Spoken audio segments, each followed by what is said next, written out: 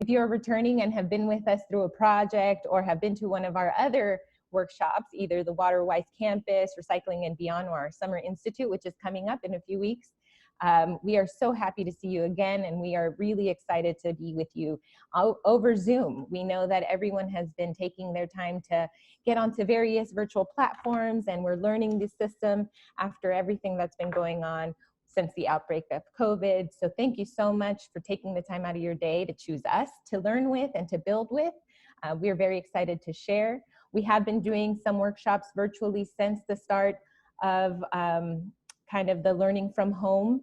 We know that many teachers and students have been challenged to figure out how to go ahead and make the learning as real as possible while they are learning from home. And so we're grateful to be partners with you in that effort, and so happy to have you here on this Thursday morning. In a few minutes, we'll meet the team, and I'm just going to take a few more seconds to make sure that everyone's in. If you have any questions around our features, we have all of our team here with Generation Earth ready to help you and answer any questions. So feel free to chat us if you're having struggles with any of the chat features, if your sound is concerning, and feel free to turn on your cameras. We're happy to see you. Luckily, we get to have some time together to be intimate and get to know one another. So I am your host, Isabel, and you'll get to know a little bit more about me in just a second, but let's get started. We're having our NGSS by Nature workshop here with Generation Earth. And these are our goals and objectives for the day. We want to really be able to explore and dig into NGSS and build knowledge as a community. We know that we are not the experts, meaning that we are constantly building in this process of learning NGSS and really implementing it and thinking about what it means for us and for our students.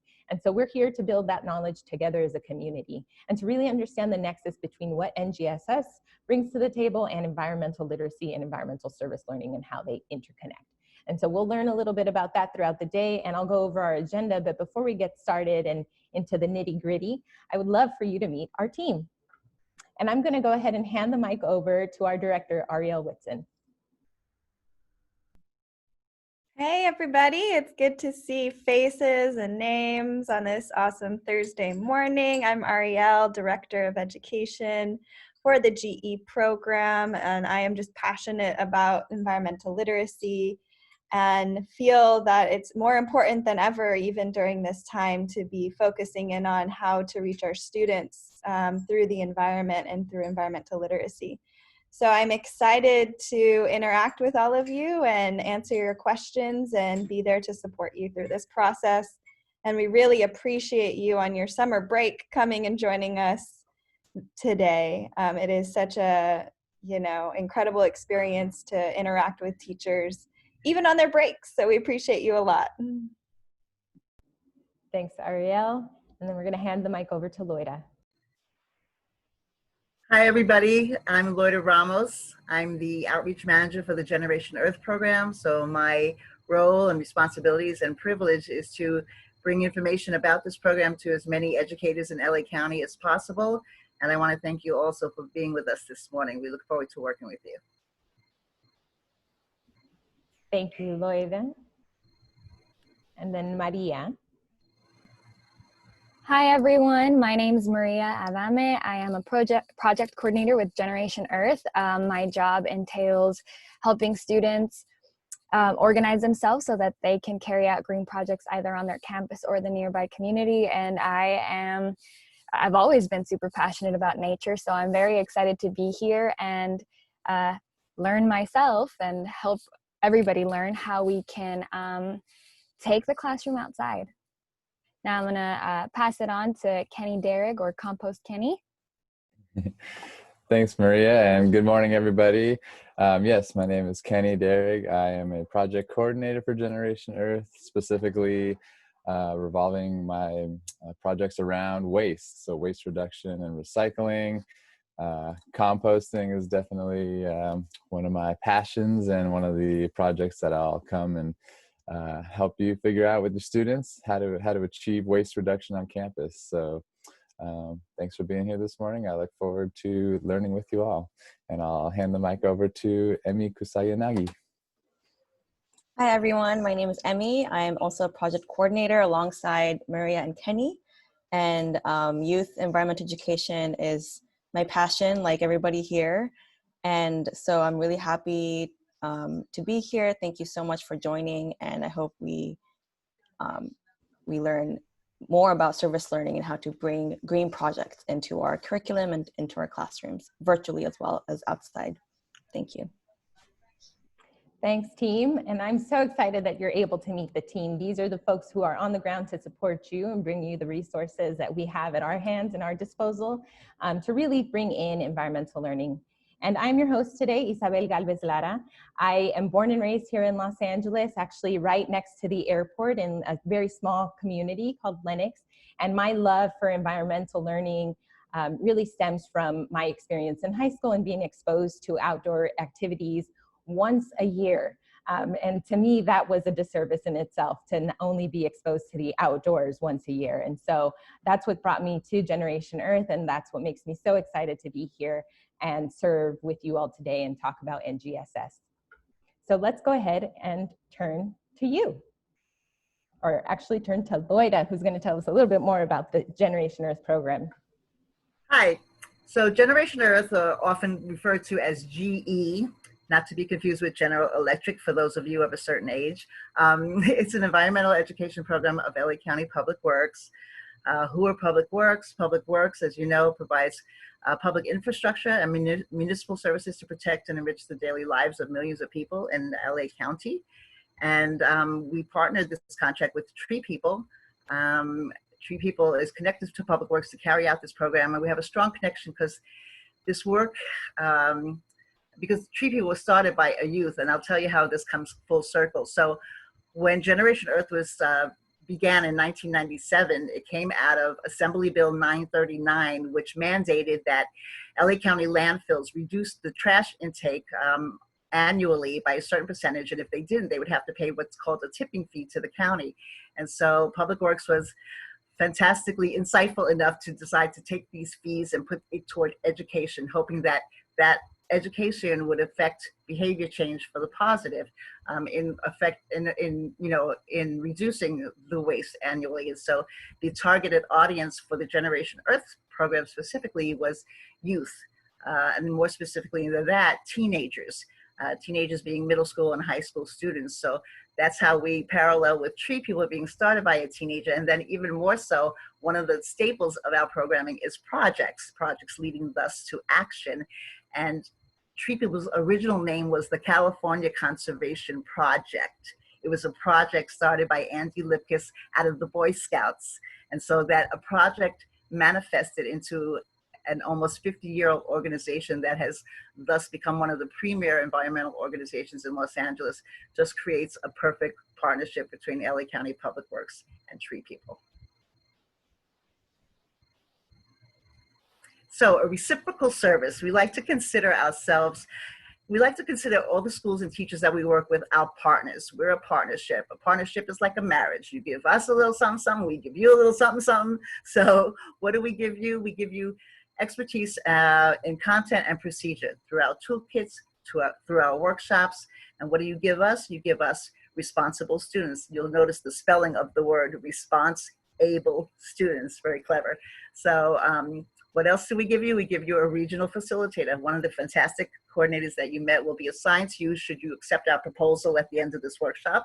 And so they'll be assigned to you and they'll work with you on really creating a fantastic project or a fantastic program that will work seamlessly with what you're already doing and help you think outside of the box and how to make this work creative and exciting and different for your students to really invest in.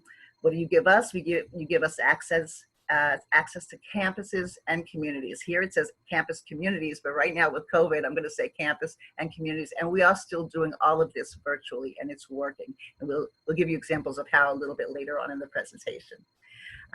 What do we give you? A network of community partners.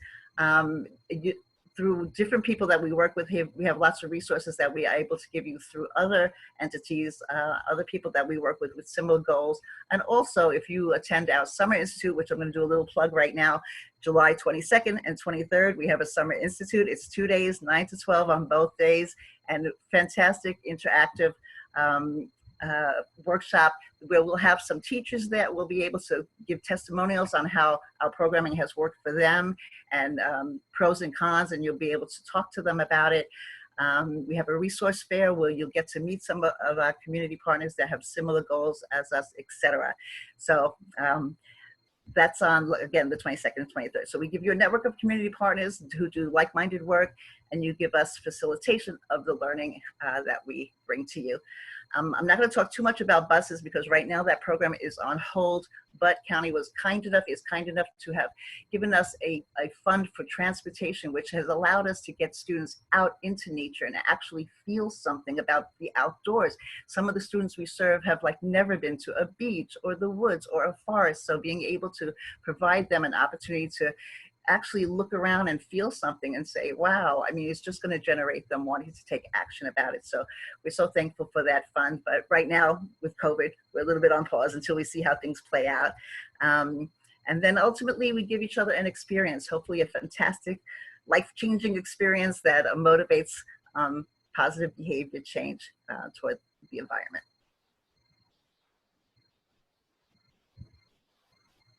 Thank you, Loida, and you'll be hearing more from Loida as she is our lead in connecting with you in the community and really providing information on our resources. But I'm going to go ahead and hand the mic over to Maria because we want to get to know you. Yes, exactly, Isabel. Thank you. We just told you all a little bit about us, so it's only fair we get to learn a little bit about you.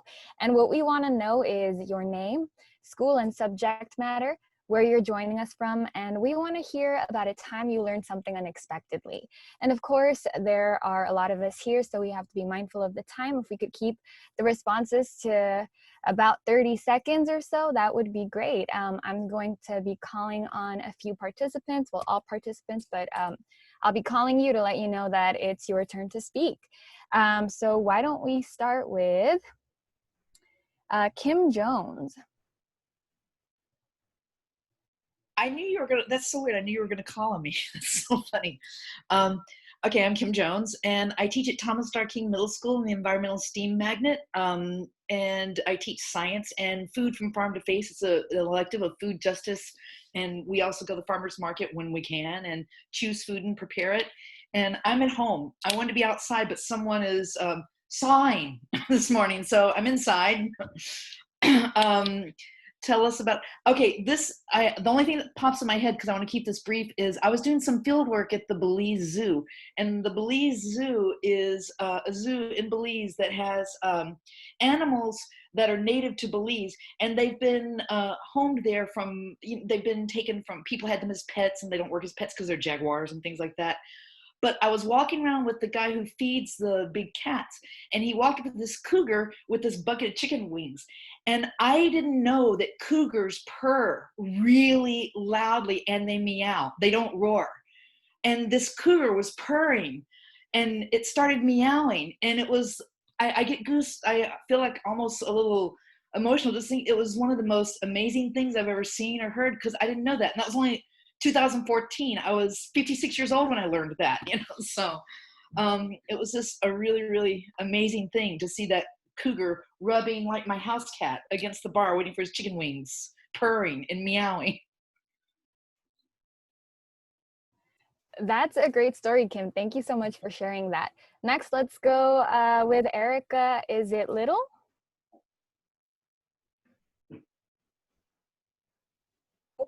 Here we go. It's Erica Lytle, but you could call me Little. When I was with elementary school kids, they all called me Miss Little, so I can roll with that too. Yes, my name's Erica Lytle. I teach at Dots Middle School. I teach integrated science, and I am joining you from San Pedro, and about something that and I teach science for honors, main school students, and also for, what do they call it, the inclusion class. And a time that I learned something unexpectedly was when I was last at the dentist. They told me that I have a condition called tongue tie, and it could have been fixed when I was a kid, but instead I got speech therapy classes. Yeah. Wow. I had never heard of that before, so I learned something just now. Mm-hmm. Thank you, Erica. Let's see, Maria Arellano.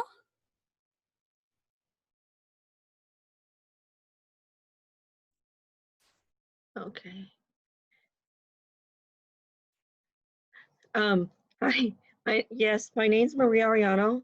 I teach at Walnut Grove Intermediate School in West Covina. I teach 7th and 8th grade science. I'm joining you from my backyard here in Pomona, California. Something I learned unexpectedly is that I think that not all snakes are icky and scary.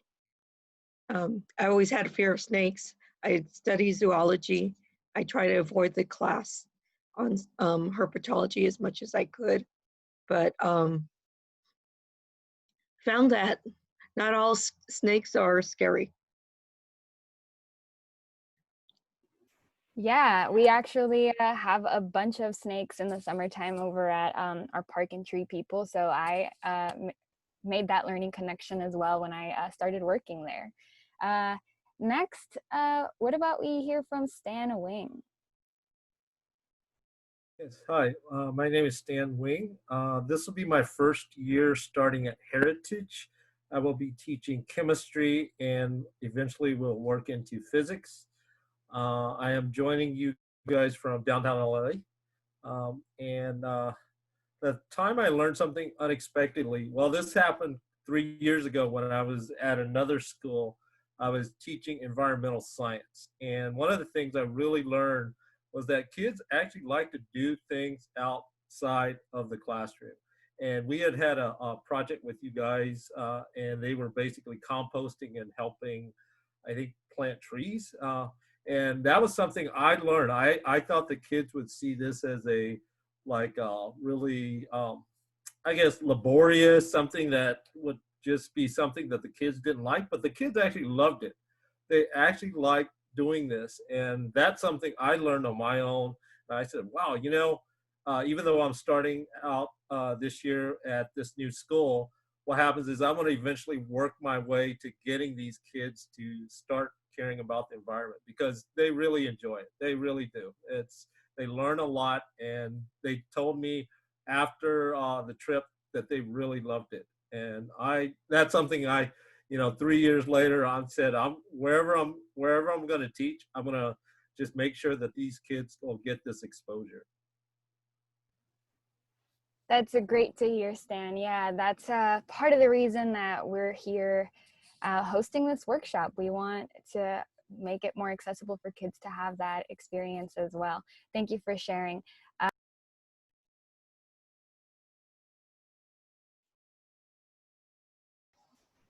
Maria, you're on mute. Wow, thank you so much, Emmy. Well, as I was mentioning, we also at Generation Earth love to give or help students find access to nature so that they can learn in that natural classroom. So thank you, Stan. Next, if we could hear from Bethany Ferrero, that would be great. And please mute yourselves. If you need any help with that, we will help you out. Let me get my video. That way it's like we're hanging out. Hi guys, I'm Bethany Ferrero. So I teach at Sutter Middle School over in the Valley, and I teach 6th and 7th grade science. So I get to do a little of both, which is nice. Some earth science and some life science. And I'm joining you from Central LA. I'm not too far from Stan, actually. Something I learned unexpectedly, probably the moment that I was like, oh, I should be teaching. Like that's what I'm supposed to do with my life. That was kind of like something I unexpectedly realized in college. I was like, oh, that's my cup of tea. So here I am. This is actually my first year with LUSD. So yeah, it's been an interesting ride, but I like it so far. So thank you for having me. Thanks, Loida. That's great to hear, Bethany. Welcome to the Generation Earth family. We are very happy to have you, and we hope that well, you stick around and you learn from us and we learn from you. Next, I have Caitlin Rafferty. Hello, my name is Caitlin Rafferty. I teach at Valiente College Prep in Southgate, California. I'm the director of curriculum and instruction for our school.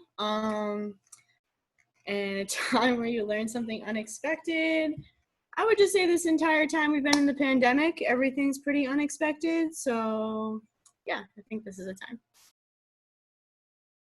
How could I disagree with that? Next, I have Yvonne Lopez.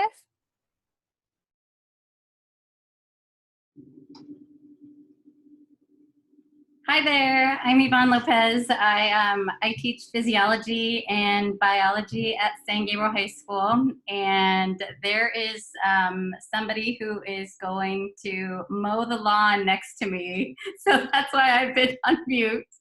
I'm super excited to be here, and while I'm here and listening to all of everything you guys have to say, I'm contacting my environmental science teacher because she would be perfect for this and she would be super excited. So I sent her an invite in case you have a stranger coming. And like someone else said, I've learned so much just being at home with my 2 children and husband and teaching. It's been quite a whirlwind. So thanks for having me. Oh, thanks for being here. Like I said, we are very happy to have anyone who is willing to learn with us. And I am so sorry if I'm mispronouncing your name, but next I have Auliki Flagan. Yes, that's correct. Auliki Flagan. I teach at Ramona Convent Secondary School, which is in Alhambra.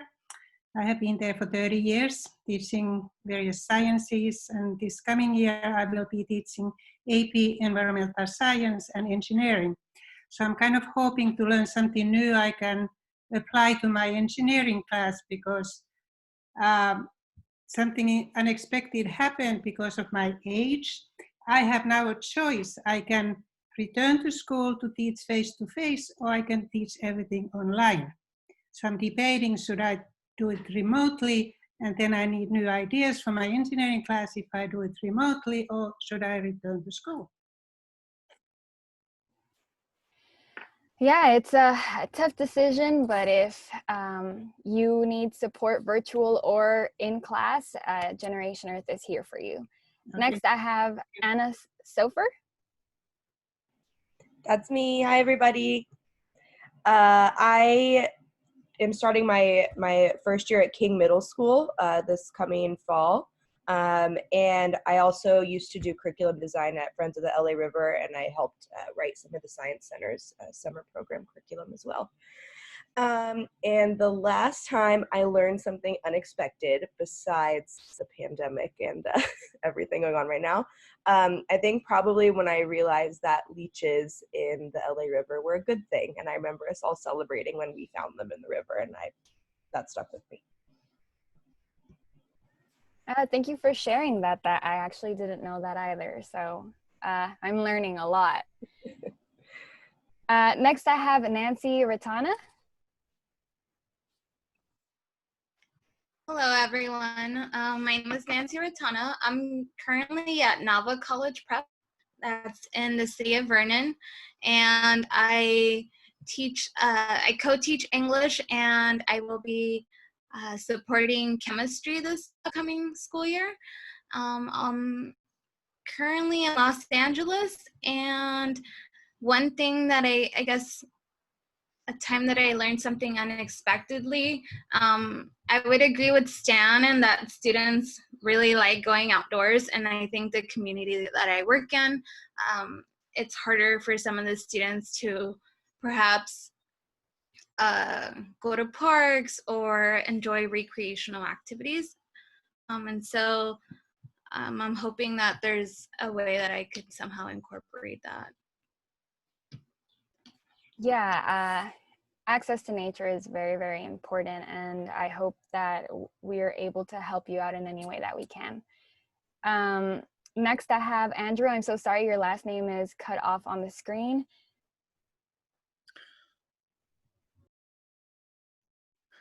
Okay, hopefully you guys can hear me now. Andrew Mesjin is the last name. I teach at Roland High School. This year it'll be biology and chemistry. And let's see, unexpected, I don't know, unexpectedly, you learn something new every day, but definitely pandemic. I'd say I realized that I enjoy being in the classroom a lot more than teaching online is one thing I've learned. Thank you for sharing, Andrew. I share that sentiment. Next, Joel Class. Yes, hi, my name is Joel Class. I teach 6th and 8th grade math and special ed at Nobel Middle School in Northridge. Something I learned recently was unexpected is how to help a tree grow stronger and better. Thank you for sharing, Joel. Next, I have Zonia. I'm so sorry, your last name is also cut off. Yeah, hi everyone. Zonia Hill Richardson, and I am at Marina Del Rey, and I teach at Clinton Middle School, 6th, 7th, and 8th grade science and health semester. And what I learned that was unexpected is that a lot of my students could not connect even with the devices because compatibility. Nevertheless, I found out that a lot of the parents were ready to collaborate, and we started growing plants. I provided seeds. So it was like an agricultural community. I thought it was pretty neat because it empowered the parents. They didn't know, they knew so much about science. They thought it was this mysterious textbook in the classroom.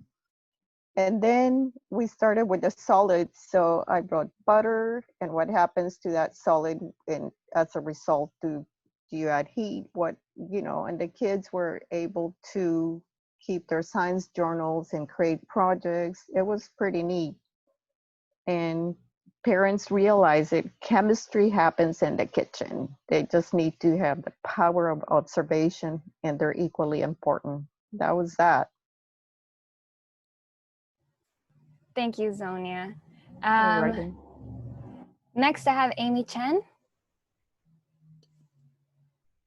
Hi, everyone. I'm Amy. I teach at Thomas Starr King in the Environmental STEAM Magnet, as well as with Kim and Anna. I teach English, history, and Mandarin as an elective. I'm joining from Highland Park. One thing that I learned unexpectedly is just from the pandemic, like going out and walking around and like noticing more about nature. I found this tree that I didn't know what it was, and it had these berries, and I looked it up with an app called Plant Snap and found out it's a California walnut tree, which apparently they're all over here, all over. So it was really cool to find out. Thank you so much. Let me see. Next, I have Taylor Abrams. Hi, I'm an intern with Tree People. I am going into my second year at Colorado State University. Something that I've learned unexpectedly is that it's super important to make sure that even if you do have a mask on, you got to stay 6 feet apart. Yes, Taylor, thank you for reminding us. That is a very good reminder to have. Next, I have Michelle Chan.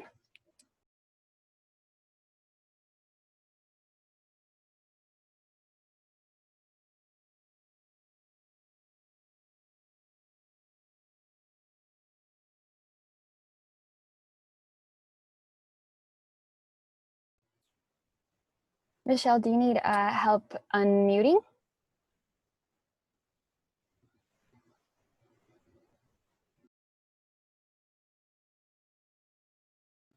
Okay, well, why don't we give Laura Ruiz a chance to introduce herself?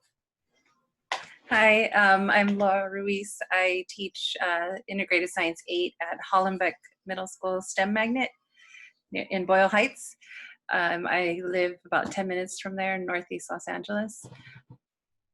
So many times I've learned things, but I guess the most recent is I adopted a rescue dog, and she's such a good dog. But I'm on that Nextdoor app, and I realized like so many people don't collar or put labels on their pets, and then they lose their pets, and everyone's like, have you seen my dog? Oh, there's this friendly dog, no label. Like, people don't put things on their pets, and I think it's really an important thing that people should do. I don't know if that's a resource that the city could provide, because so many pets get lost. And I'm like, I have my phone number on her collar. It's like the first thing you see if you were to get her out there. But anyways, that's all. Oh, thank you for sharing. Jessica Lynn? Hi, I'm Jessica. I teach environmental studies and chemistry at Cleveland High School in the Valley. And one thing I learned unexpectedly is I teach the EL chemistry class at my school. And I remember once I was teaching, and this is I'm going to my 4th year. I've been teaching EL chemistry every year since I started teaching. And this past year I had a student who, like, in the middle of when I was teaching, I was checking for understanding. And one student was like, "Miss, like, I know the words you are saying, but I don't know what you're trying to say." And I think for me, it was really eye-opening, and like recognizing like the discrepancies that can happen when you're trying to teach someone who's learning in like their 2nd or 3rd language. So I'm trying to learn to be more mindful of that too.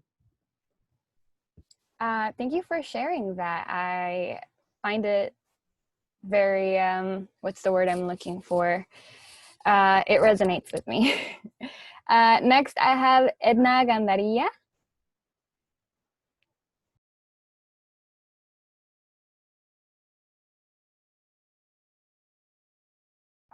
And it's okay if you don't want to share. I should have mentioned that in the very beginning of the introductions, but we'll move on to Rebecca Catterall.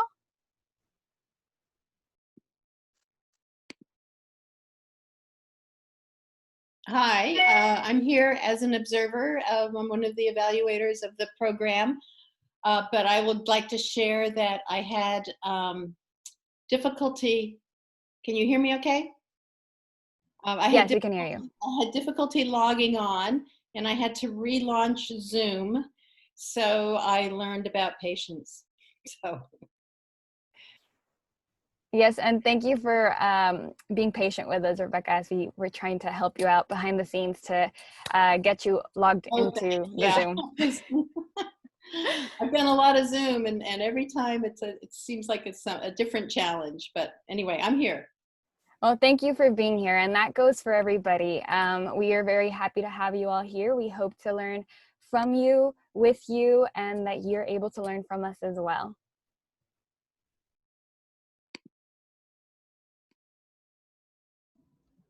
Okay, and so thank you so much.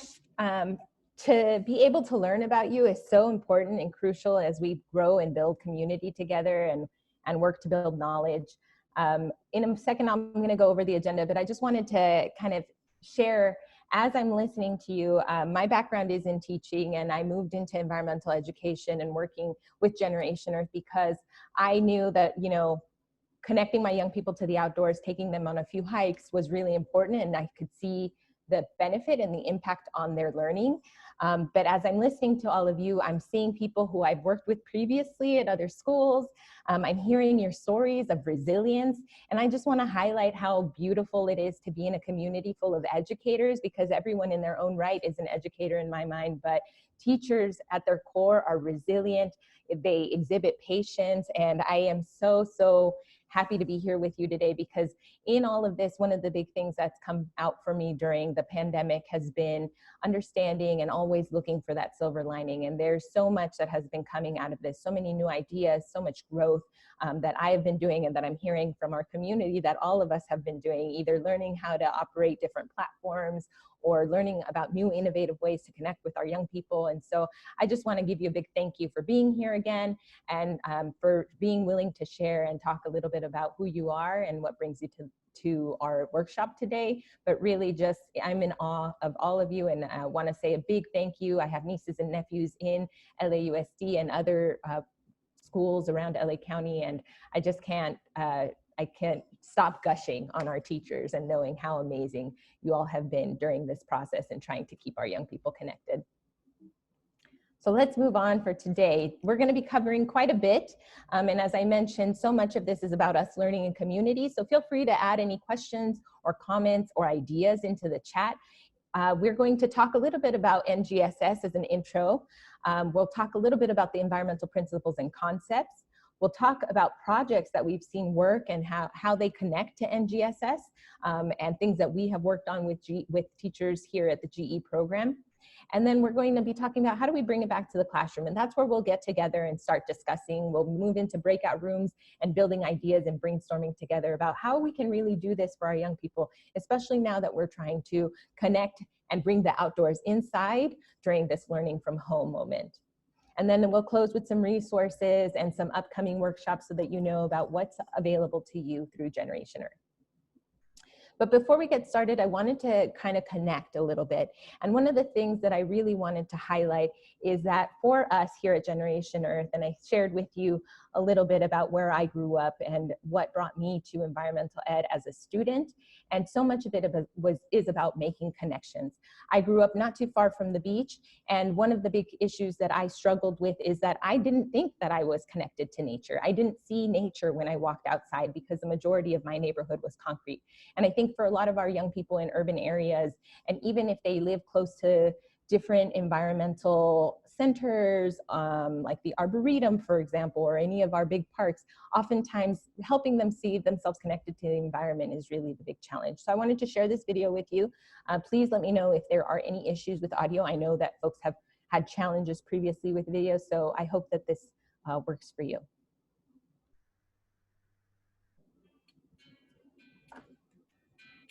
Many students do not actually get to access the wealth of natural resources we have in our county.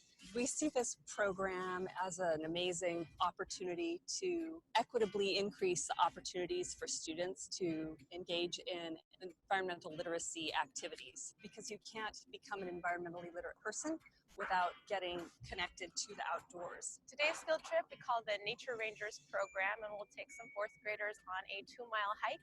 This hike will take them through a local open space that we hope that many families will return to and enjoy. They'll be hiking through 3 different natural communities: redwood forests, mixed evergreen forests, and meadows, and making observations, taking some data, both quantitative and qualitative, so that they can see how these different natural spaces are similar and how they're different, and also how they're connected by walking through them and connecting them with the trail, and also hopefully understanding their role in those natural communities as well. So you have an ideal field trip when you have a classroom setting and the subject matter is happening in real life on the field, and we have our field journals, and they were able to talk specifically with Felicia about some of the Ohlone culture and about some of the ways that natural resources were garnered from Pogonip, whether that be the bay, Yerba Buena. A lot of those herbs that were used hundreds and hundreds of years ago are still here today.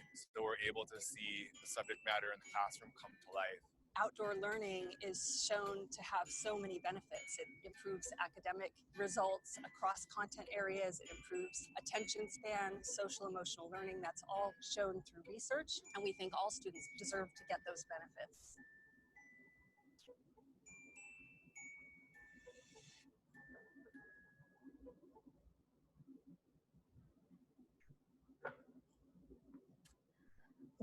So I hope that you were able to hear that. And I think one of the big things that I wanted to really draw our attention to is that it is about access. It is about connections, and it helps us to connect our young people to the outdoors and help them reframe, because we know the environment and the outdoors are everywhere. They're all around us. They're right outside our door. And unfortunately, it has been positioned for our young people that you have to leave your communities to possibly get into nice, beautiful, natural, protected spaces. And for us at Generation Earth, we really want them to know that they are part of this natural environment, that it's all around them, and how we can draw those connections. And really, NGSS allows us that possibility to make that connection and make the learning real. I'm going to hand the mic over, and have Ariel talk a little bit more about NGSS, give us a background and some introduction into what NGSS is, but really wanted to start with that. And even in the share outs and the introductions, you all let us know that you've seen the impacts of environmental learning and connecting them to the outdoors in their own ways. And in the video, you can hear that they talked about history, they talked about Native peoples. I think there's so much richness that we can do in just getting them to connect. And so I'm going to hand the mic over to Ariel. Great. Hey, everybody. So I was really happy to hear all of the intros because I think we have quite a range of teachers in the virtual room today. We've got folks from different disciplines, science to history to English is what I heard. And I'm glad that you all came here because I believe you're in the right place. Even though we're talking about NGSS, we're not really talking, you know, specifically, this isn't a training about just NGSS. This is really about learning and doing, which are the principles of NGSS that apply to any subject matter. So before I go on, please use the chat. We're going to use the chat a lot in the next few minutes, but I'm curious, just a popcorn session on what you feel environmental literacy is to you, or your experience of it, or maybe what you think it is. And feel free to use the chat, type in your answer, and think about, yeah, when you hear that word environmental literacy, what does that strike for you? Give you a minute for a couple of people to answer.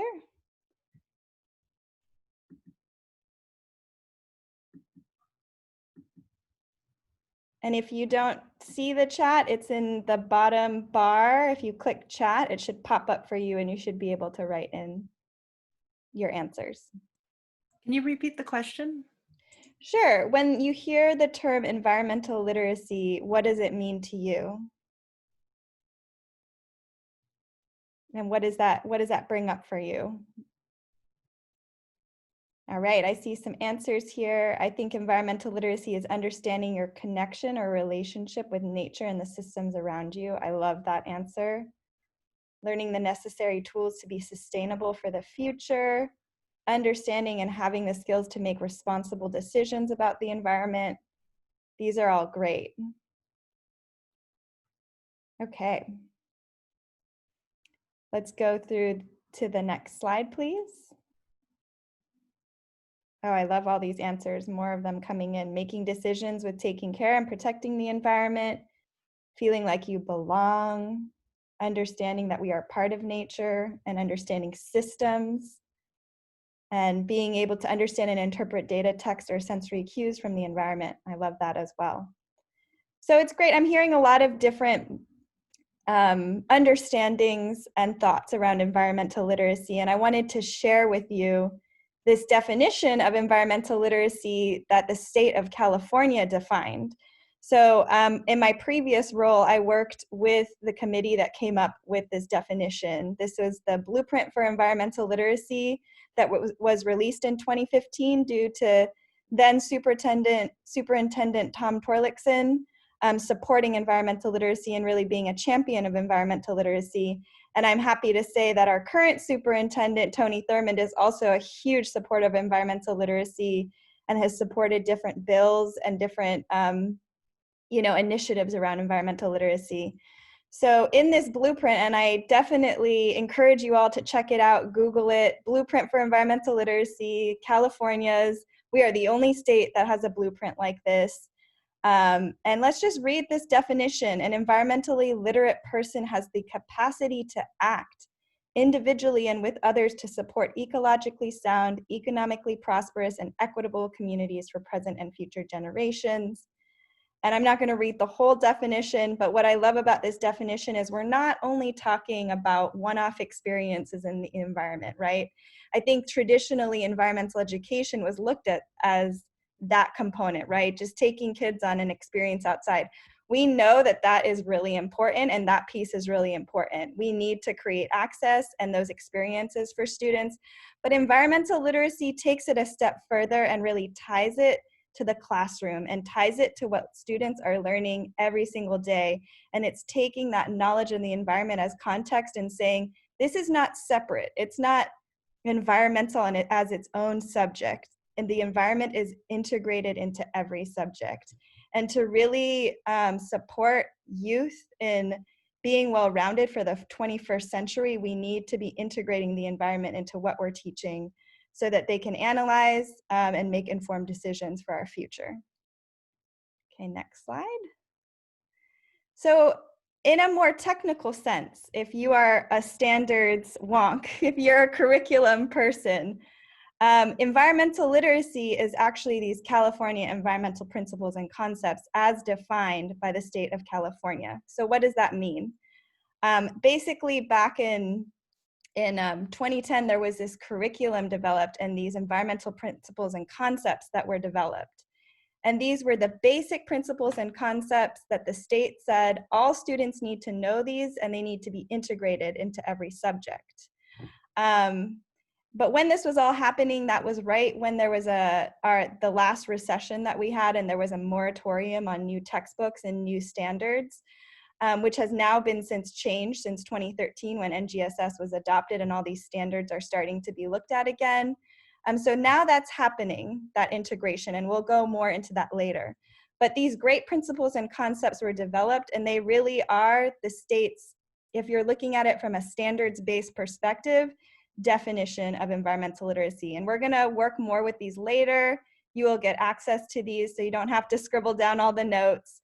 But really we're talking about this integration, the systemic thinking of the environment and human social systems, which we'll get into later. Next slide, please. And I love this. You don't have to read the whole thing, but this is, I don't know if you guys are a part of CSTA. It's a great organization, the California Science Teachers Association. A couple years ago, they also really embraced environmental literacy in one of their high priorities. And the thing I like about the way that they define it here, that's right, Laura, yes, it's called CASE now, so they just updated their name. I don't have the update on this slide, but they did just update themselves to the California, I'm not sure the whole name, but it's for science educators to include folks like us, which are environmental educators that aren't teachers in the classroom. So I will re-update that slide with a new name, but thanks for bringing that up, Laura. But what I love about this definition, if you read through it, is that they really emphasize local environmental issues as being the key tie here, which is what we're all about. It's not about someplace far off. It's about a student's relevant local context, which really is a true tenet of NGSS and what we will go more into. Next slide, please. So why do we want our students to be environmentally literate? I heard some of you talk about that when you were describing, you know, where you're coming from and why you're here today. But I want to know a little bit more, and I want to dig a little bit deeper on kind of what's motivating you to be here and what's motivating you to want your students to be environmentally literate. If you could use the chat to provide some answers to this question. I'm really curious on, you know, why we're all here today and what is it, why do we feel it's important for students to be environmentally literate? Oh, and thank you, Laura, for including that breakdown. So if you could use the chat and tell me, and I know some of you have worked with us before, so I'd love to hear what you've seen, you know, what motivates you when you see your students' eyes light up when they're integrated into this work. Give it a minute.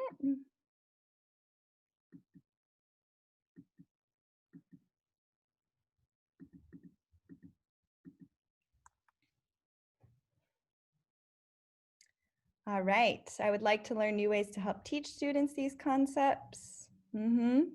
That's great. I think that what I've noticed with environmental literacy is it opens a whole new world of possibility that I think some teachers were doing, but it really is new. Value in taking care of their community, stewardship, connection to their local open spaces, preserving the planet and its resources. Oh, I love this one. One of the issues during the pandemic is the disparity between kids who have access to nature and those who don't. So we need to find more ways to increase access. Agents of change, I love that. All right, next slide. All right, so this, I loved all of your answers, and I wanted to share with you something that you might not know. I'm curious if some of you do, but we saw that slide of the environmental principles and concepts. And it took a little while for those environmental principles and concepts to be integrated into all of our different subject matters, but that's starting to happen now. So I wanted to bring this up because I wanted to say that if you reach barriers with your administration or with your superintendent around why you should be teaching this, you can say, well, the state has told me to do it, because now I can tell you the environmental principles and concepts are now embedded in our science framework, in our history social science framework, and the new health framework, and it's in the process of being integrated in math and English. So really, you have the green light from the state of California, state board approved through the California Department of Education to teach environmental literacy and to integrate it with hands-on experiential experiences like what we do with Generation Earth. Next slide. So let's talk a little bit about NGSS. If I could get, I'm going to keep going, but if in the chat you can put if you've had NGSS training before, that would be great. Just put, I've had one training or I've had two. I'd love to know kind of who has had NGSS training and who hasn't. If you have had NGSS training, this will be a little bit of a 101, so bear with me here as I go through it. But NGSS was released in 2013 by Achieve. It represents the best thinking on how to really effectively engage K-12 students in science, and it was adopted by California and several other states. Next.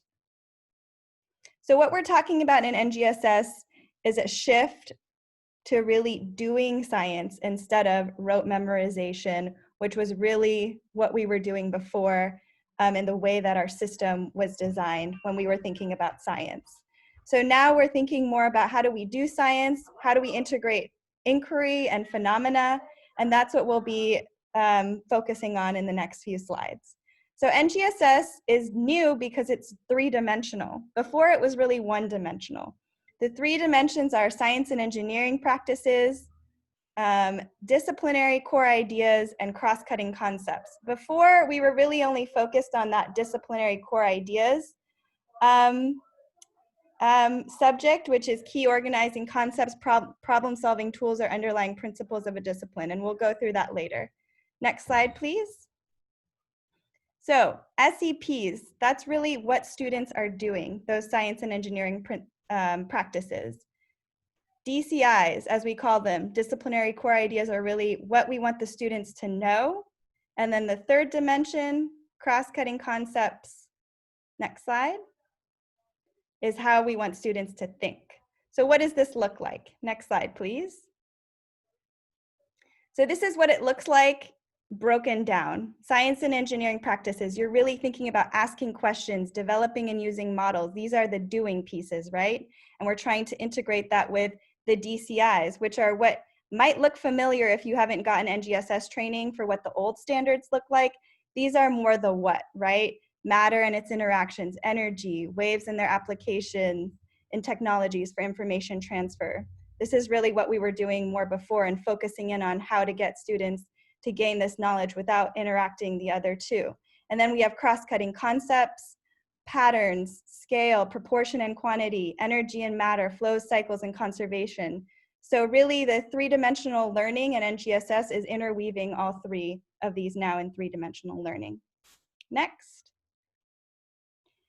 I really like this graphic because instead of looking at it kind of flat like we just did, this kind of shows you how they're all weaved together and how they integrate together so that when students are learning, it's not about just these core ideas, life sciences, engineering. They're really demonstrating to us that they are learning about these core ideas through science and engineering, through cross-cutting concepts and understanding and being able to demonstrate all three together.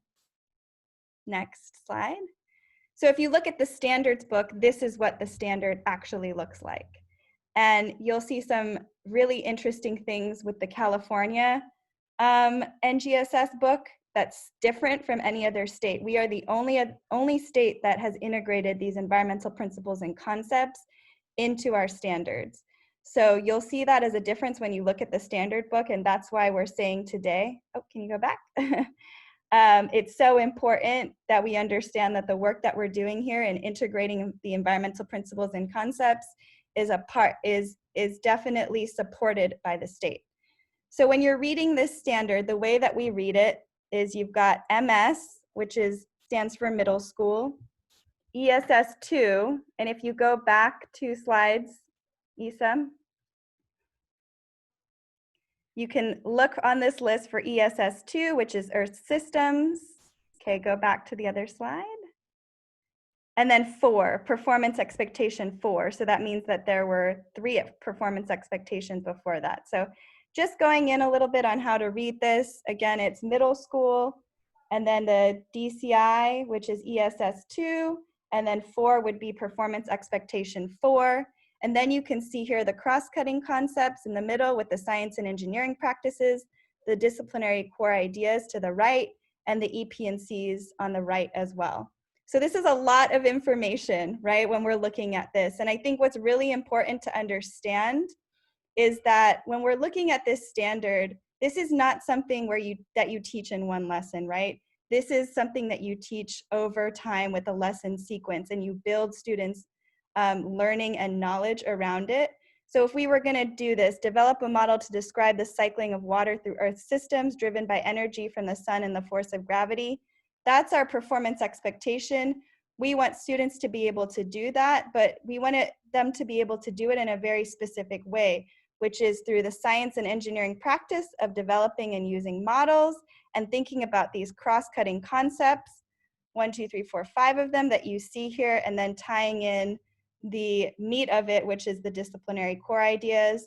And then we have another layer to add on there, which are these environmental principles and concepts that really we want to make sure that our students understand not only what the cycle of water is through Earth systems, but how that affects humans and human social systems.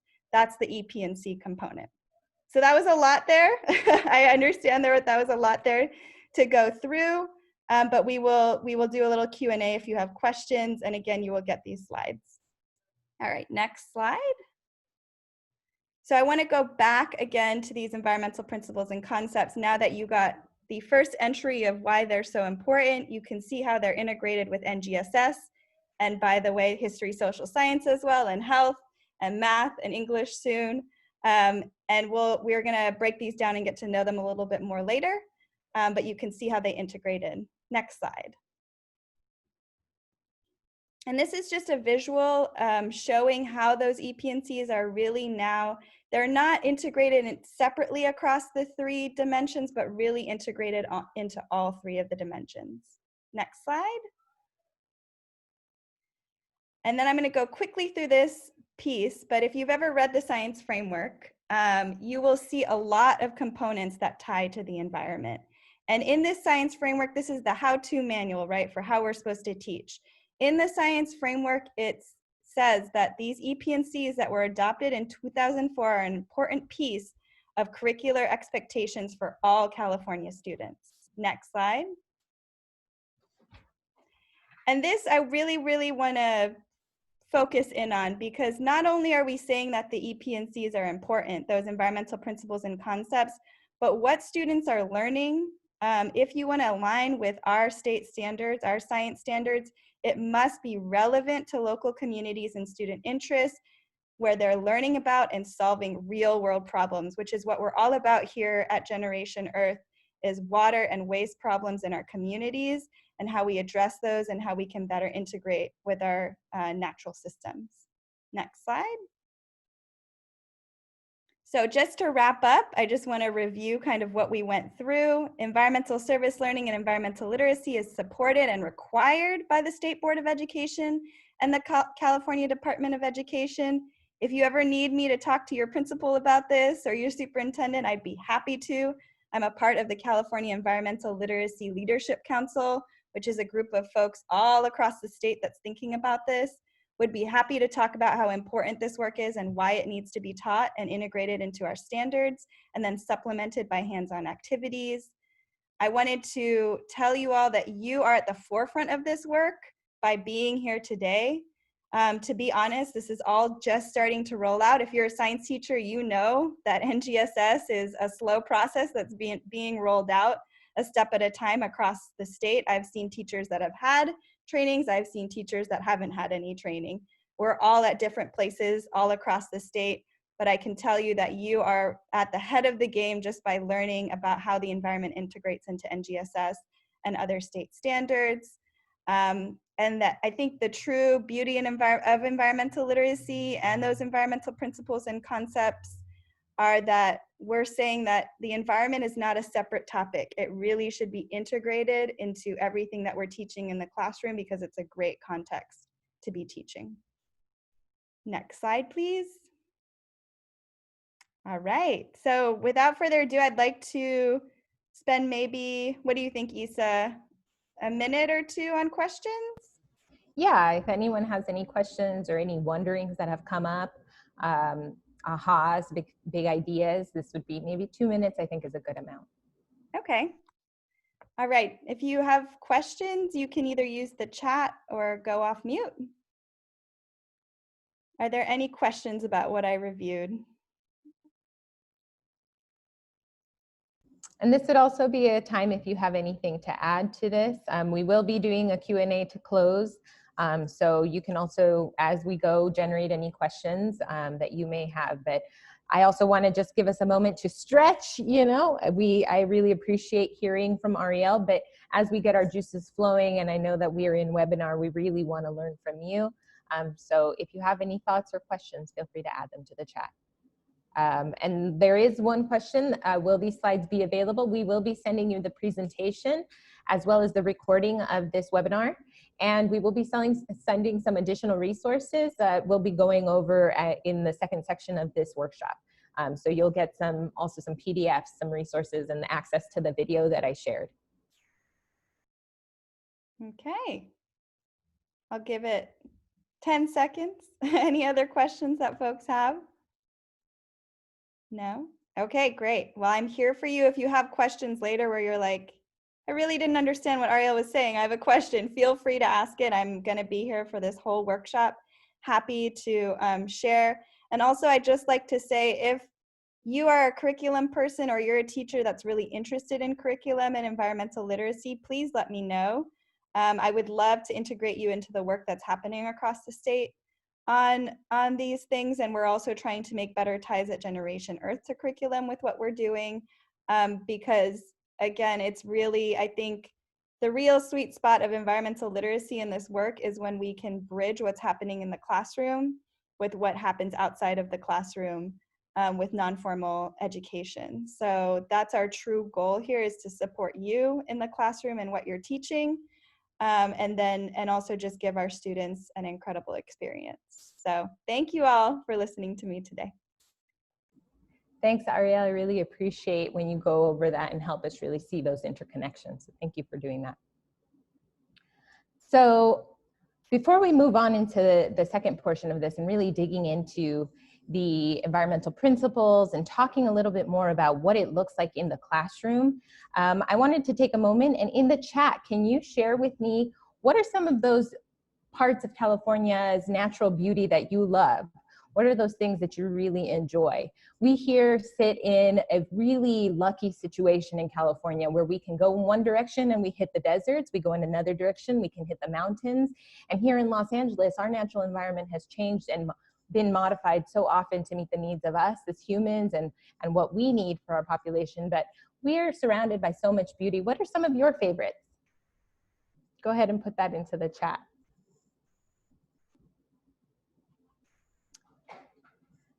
So we'll go ahead and see if there's anything on the chat. All right, I love the weather. Yes, so many people come to us because of the weather and the beach. I grew up right next to the beach and actually did not like that as much just in that moment. But as I've learned to love my natural environment here in Los Angeles. I grew up in Tennessee where the terrain is, it's so different. Yes, the wild sage here. I love hiking through some of our natural areas around Los Angeles and being able to smell the sage as you're hiking through. Any forest, yes, the sequoias, the redwoods, and the LA forest, San Gabriel Mountains, the beaches, and the birds. Yes, I live very close to Debs Park. It's one of my favorite little nooks. And over at our park at Tree People in Coldwater Canyon, being able to see some of our hawks flying around. And so, yes, there's so much natural beauty. And for me, as you can see here, the part that I really love that I used to, I think, take for granted is all of our farmland. I love driving up north and being able to head into San Francisco and drive by all the farmland, because I think one of the things that we forget about in California is we have such access to so much variety of food all year round, thanks to our farm workers and to the farmland. But here you can see that, you know, as we really think through what California's natural beauty and the wealth of resources that we have, so much of it is being used to support our human social systems and our daily activities that has really made a difference in what our natural environment really looks like.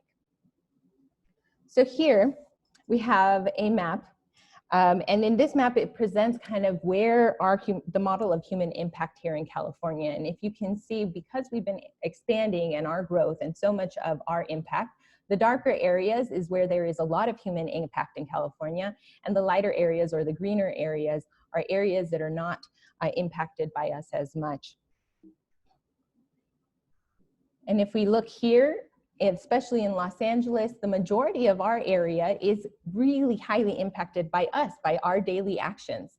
And one of the things that you can see here, so this is Los Angeles on our map, we have Victorville, we have Palm Springs, but these areas that are highly impacted in our natural system are areas that our population has expanded, has taken from the natural systems for our benefit, for our use, and it's left us very little green space. And if you look at Los Angeles, which is really something that, you know, the reason we have these workshops is to really think about, look at the green space for our young people here in Los Angeles, look at our surrounding areas and the human impact on that natural system from us.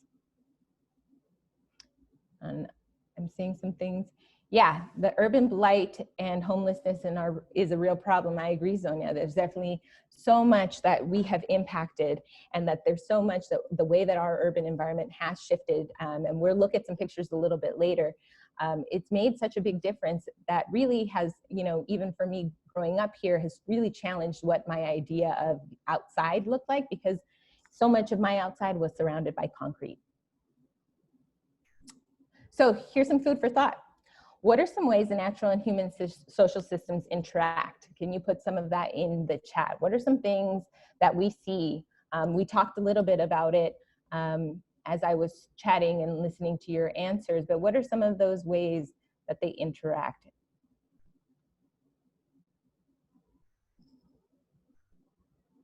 All right. And what are some ways that we can have students thinking about how these social systems interact? What are some things that you have done in the classroom for the young people to be able to see how those natural and human social systems are interacting? So you can go ahead and put that into the chat for us. Watering a tree, definitely. So much of our natural systems around Los Angeles is dependent on us to make sure that it is functional. All right, so I'm going to move on. So this is really one of the things that we really want young people to be thinking about. What is this food web have to do with this, right? What does it have to do with the way that we're designed here in Los Angeles? What does it have to do with how we impact that?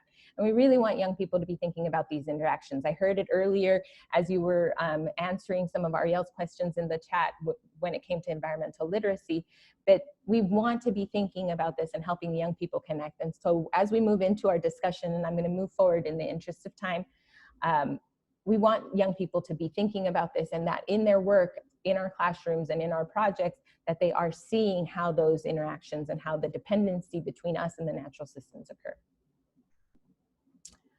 So again, I was asking that question, how can we get students to wonder about these systems and interactions? So take a look at this. This is the LA River in 1926. Okay, this is south of Compton Boulevard. Here is that same area in 2015. What are some things that are coming up for you as you see these images? Can you put some questions or some thoughts? What are some wonderings that you have as you see this change?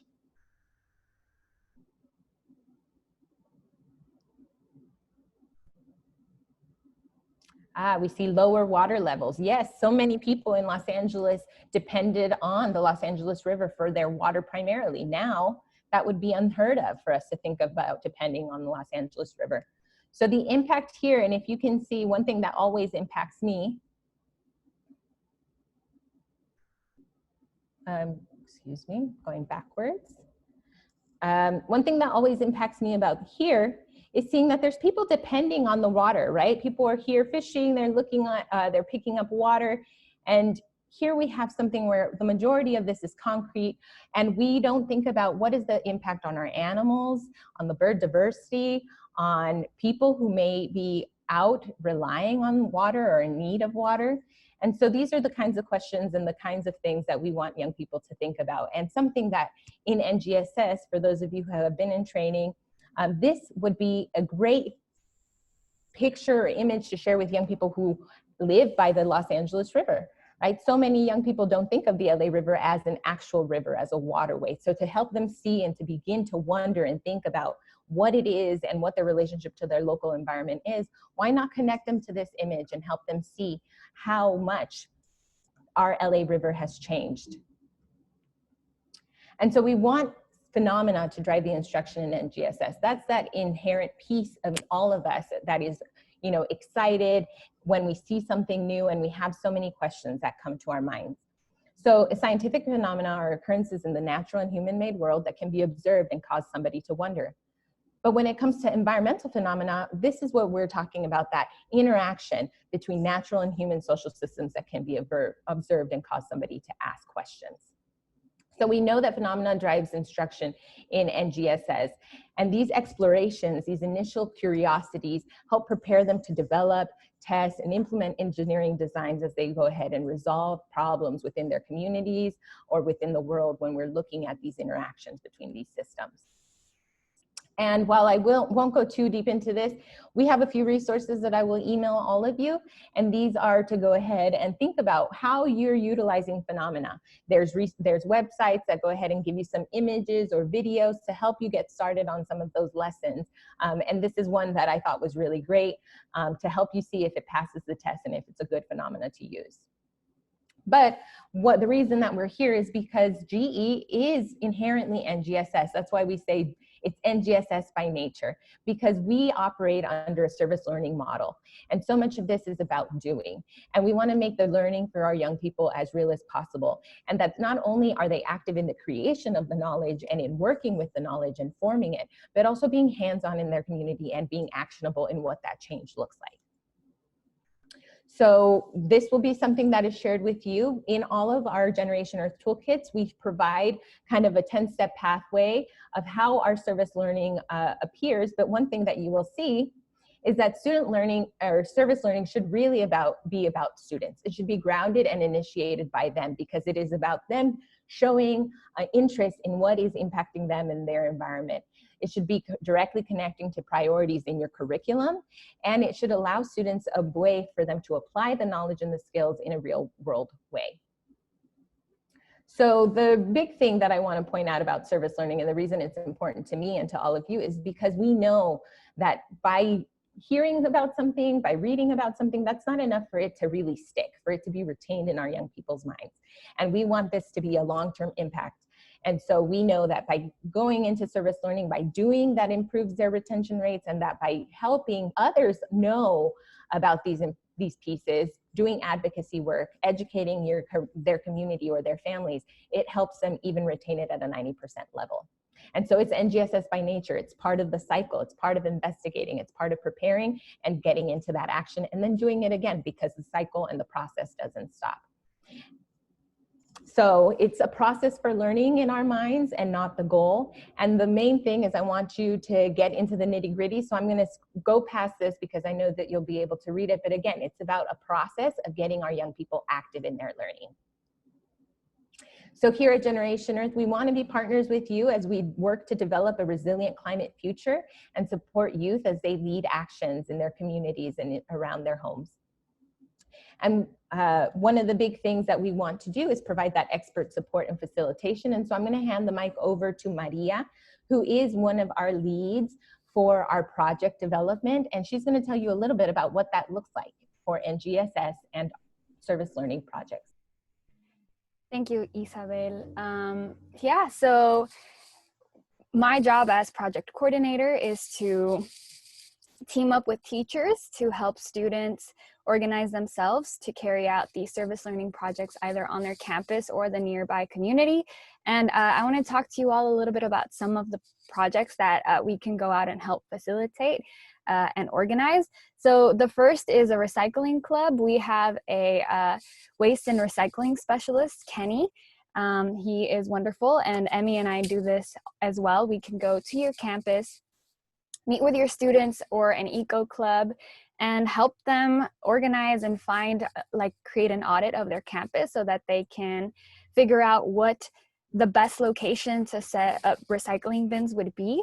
And then we also help them figure out who their waste hauler is and how they can, set everything up so that their recycling system or their recycling club functions as smoothly as possible.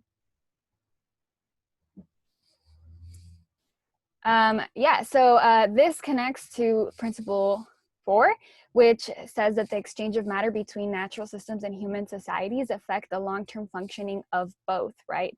And the guiding question for this is how does matter that moves between natural and human systems affect both of those? And Principle 5, which says decisions affecting resources and natural systems are based on a wide range of considerations and decision-making processes.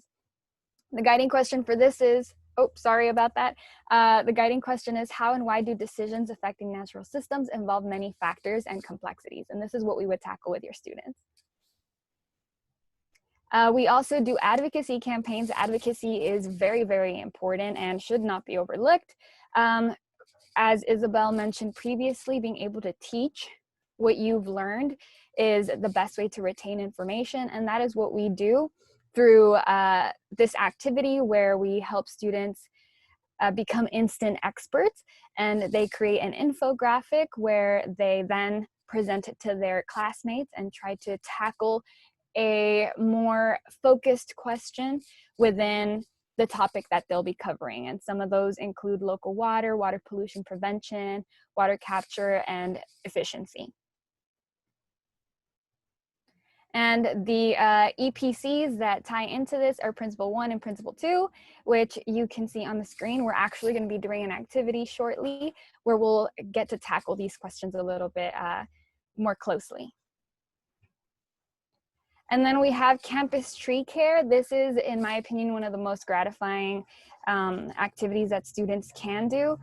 Trees are very important, but it's also very important to care for them. There's no point in planting a bunch of trees if they're not going to survive. And this is a fairly simple activity and event that your students can put together in which the students learn how to care for trees in their campus or around their homes, as well as how to assess the tree's health. They also learn to identify and assess the trees around their campus or home, make a plan for regular tree care, mulch and water trees around the campus. And the connections that we make to the EPCs are Principle 1 and Principle 4.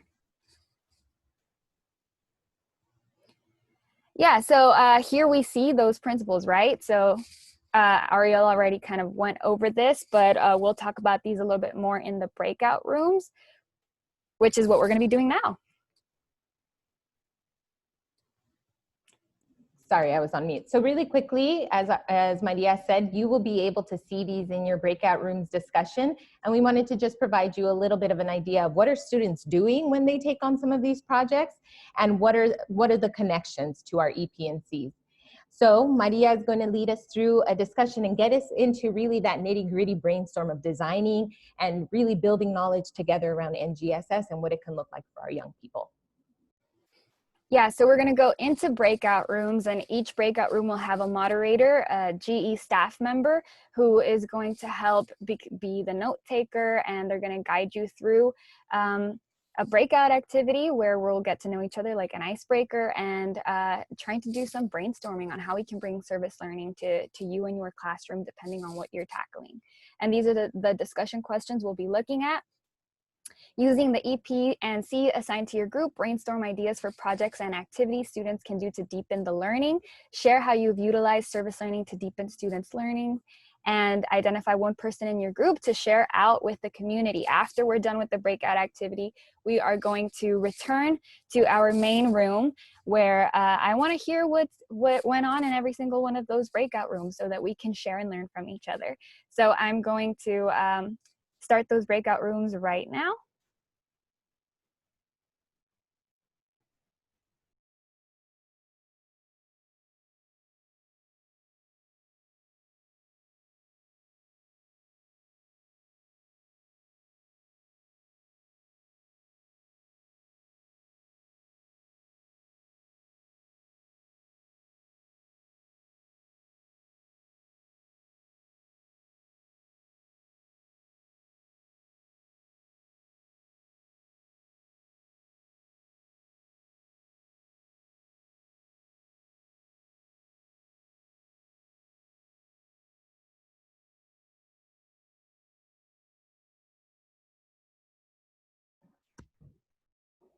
Hi.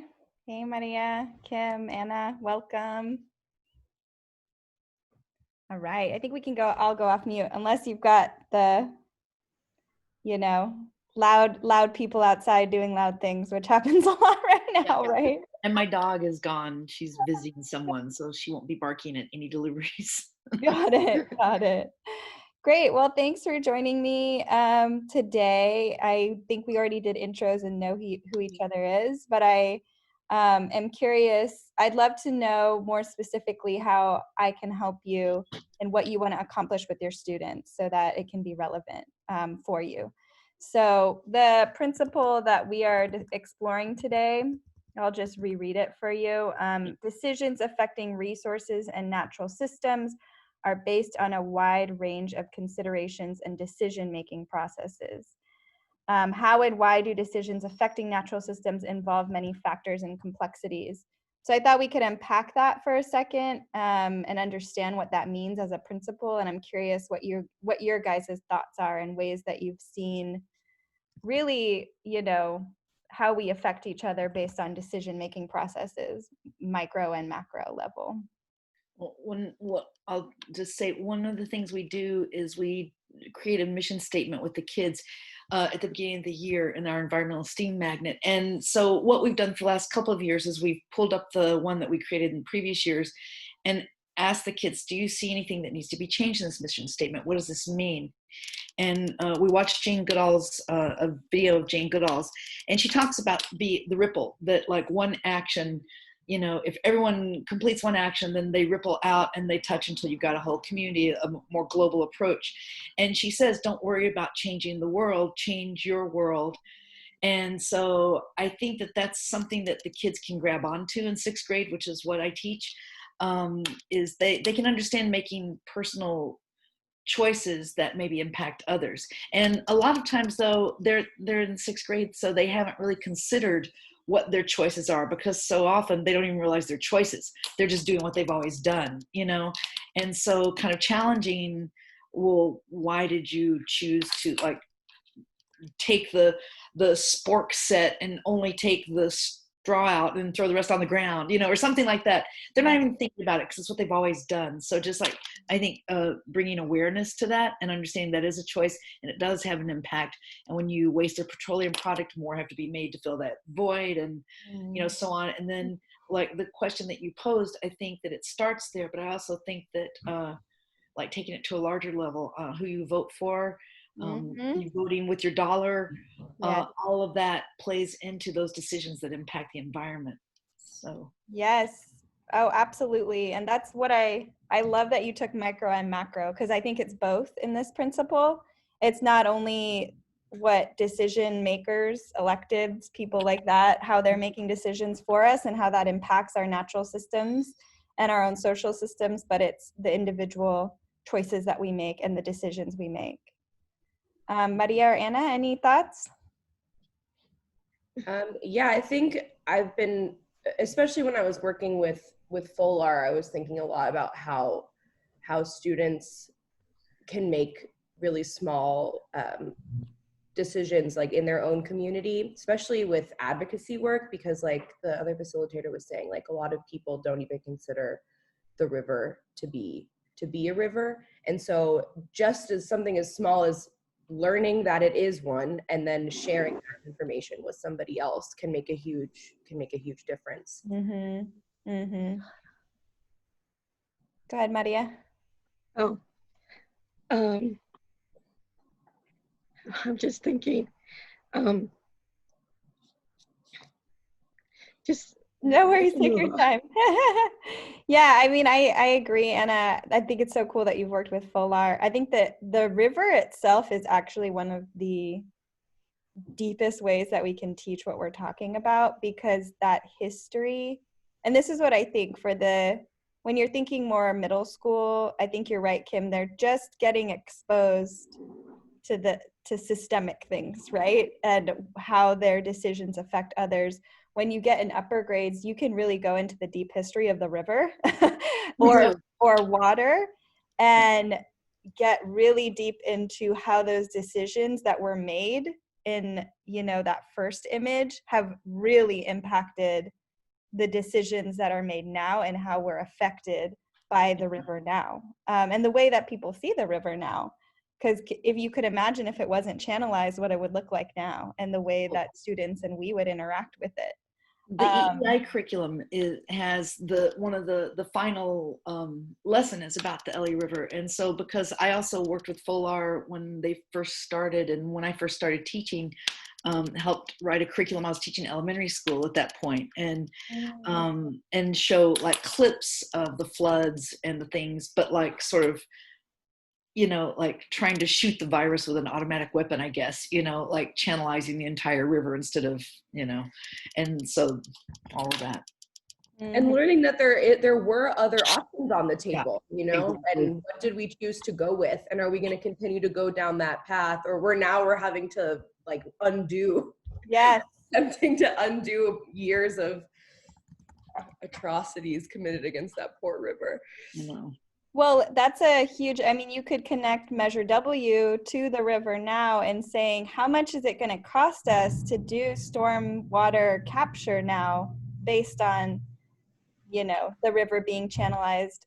And you could expand that out to the entirety of LA being concretized, if you really look at it. Because it creates a colossal heat sink, all the concrete. I mean, we do that. We stand under a tree and we stand on the grass and we stand on the concrete and feel the difference that when you stand here, when you put something down here, and we've got so much asphalt.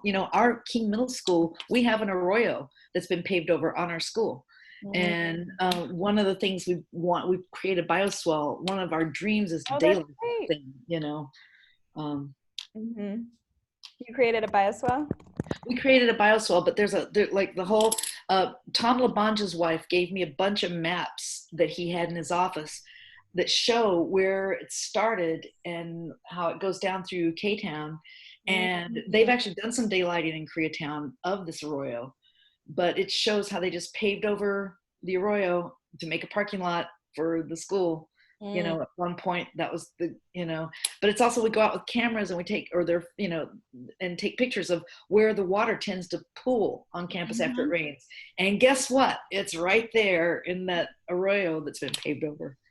Well, and I love that because you're talking about science now. You're talking about using data, and you're talking about coming up with a hypothesis, Like one activity I've done with students is I've taken them out on just a little walk around the campus and just ask them to observe the asphalt versus where there is no asphalt. And you'd be so surprised with what the students come up with and the ways they start to think about it. Or you like after it rains and you see where the water pools and how that affects the campus and the students around it. We have campuses in LA that completely flood, especially in the valley. We have parts of our campus that flood. We had to put sandbags, and we had to put a bioswale there to divert some of the water from one of the classrooms.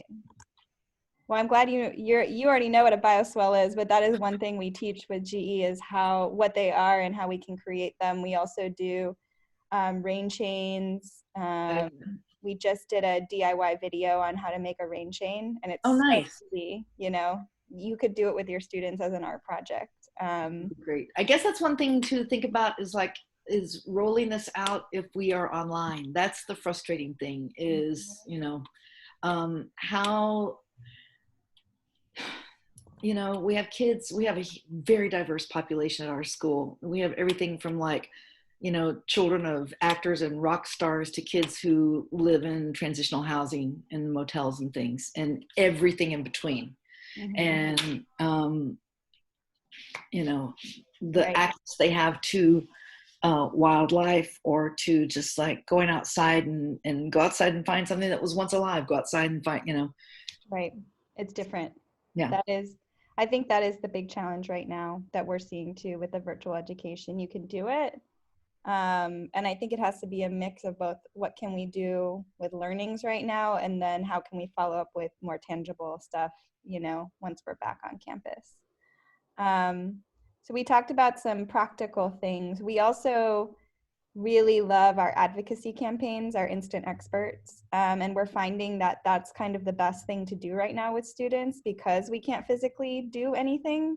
So social media, having students design social media campaigns around what is water capture, why is it important, you know, also writing letters to electeds. I mean, it's an interesting time right now because I think people are getting more involved, right? In general, they're learning about budgets and local, you know, government and the effects that they have. So it's an interesting tie-in when you start to dig deeper into how decisions are made in our city, especially around the environment. And if you tie it specifically to something happening in your community, it just makes it that much more impactful. And I'm curious, in your guys' community and when you're talking to your students, do you find them bringing up stuff around the environment and around environmental things that they've noticed or issues that they are aware of? Yeah, often our school, we're in Los Feliz, Silver Lake. And so last year, Silver Lake Ford, this group that was looking to reimagine parts of the Silver Lake Reservoir contacted us. So we did a huge project. And as a matter of fact, I took some of the kids, I met some of the kids at the Meadow in Silver Lake yesterday to be filmed by the city engineering committee to talk about what it was like to be a part of that process and to submit their designs and their data and how they had to scale things, you know, as part of the math. And so one of the things that the community voted for was an education center, 70%. Wow. Approval. They didn't okay the swimming pools or the boat launch, or which I'm frankly fine with, but they are gonna, you know, all these islands. The kids, they told them go crazy, dream big, and an architectural firm gave them these maps of the reservoir, and they did individual ones, and they came together with their groups and incorporating them. Then we submitted them all, and they took them downtown, and we had these community meetings. So they're pretty much, I mean, we're a wall-to-wall magnet school, and our magnet is an environmental magnet. So some of them though don't know why they're there. So that's one of the things is once we get the kids into the environmental magnet, the ones who've come there for a reason other than to study environmentalism, is helping them want to be a part of an environmental steward or an agent of change, or to find some of the environment, look at what's working, but also look at what is a challenge that we need to maybe think about, you know. That's super interesting. What about you, Anna or Maria? How do your students view kind of the environment, and do they bring it up with you, or do they talk about different issues in their community? No, I'm going to be teaching with Kim at King next year, but I was at the Los Feliz Charter School for the Arts before in Glassell Park, and it's a charter that a lot of parents they choose to put their kids in there, and it's a very progressive, hippy dippy, artsy fartsy sort of a crew. So the kids are very into environmentalism. They raised money for one of those water bottle fillers, so that kids would bring those, and they did a bunch of advocacy work to get rid of our styrofoam trays, and they raised money to switch to compostable. Oh, So I think, yeah, and then I tried to get the entire school to compost. That was a disaster. But, but I think at my old school, they were more aware than I thought they were going to be, and that was mostly in elementary school. Young. Kenny actually did a compost workshop online with some of our students as one of our elective choices. Yeah, and parents came, kids came. It was pretty cool. They were able to he is a true asset. He has worked with composting. He works with LA Compost. So if you want to build composting within your school, we're also teaching people how to compost at home right now, both in apartments and outside. So even if we can't do it on the macro level in the classroom, we can do it at home with students. And it really doesn't take that many tools, you know, surprisingly. So little things that we can do right now. I think what you said about apartments and composting, that's one thing that I think is really important, is bringing environmental, the idea of environmentalism to people who find it an economic luxury to be in.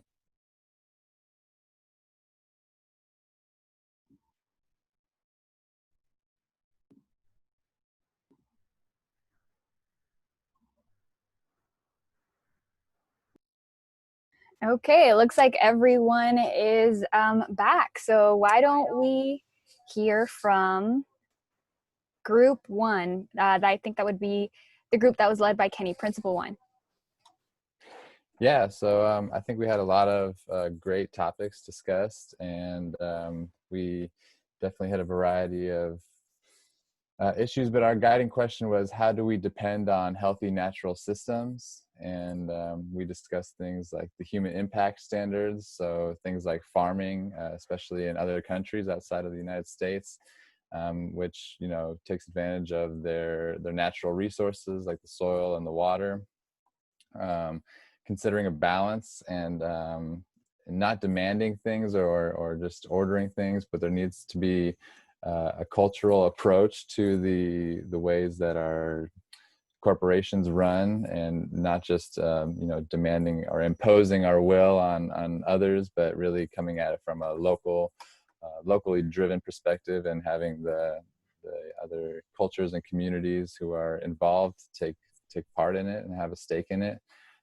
For example, Monsanto, you know, poisoning fields and ultimately communities, you know, violating human rights, like using heavy chemicals in farming, and just really overall just not valuing profit over the health of the earth and of the communities that these corporations take stakes in. And so some other topics we talked about were you know, recycling, things like carbon and oxygen, or you know, what are good ways to bring these topics to the students, to bring it into the classroom and allow students to realize these issues.